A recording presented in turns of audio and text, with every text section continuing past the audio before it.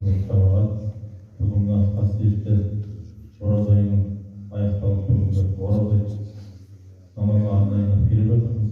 Осы жердегі барша ниет осы елдің амандығына, жұрттың қуанышқа, жақсылыққа келіп жатқан барша азаматтардың барлық шын ықылас ниеттерін қабыл етпей, бүгінгі шараға ұстазға осындай құрмет көрсеткен барша азаматтарға, осы жердегі көмек жамбызен және осы жердегі оқу мекеменің ұжымдастарына үлкен рахметімізді айтамыз. Алла екі дүниеде де сіздердің абыройларыңызды биік қылғай.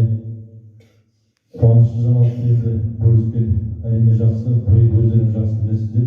Жылдың басын отбасылардағы бірлік отын Қосай ата ұрпақтары биыл арнайлап жағып, дәстүрге сәйкес соған байланысты биыл жылымызда осы Қосай ата мешітінен бастап осы жердегі барша ұстаздарға,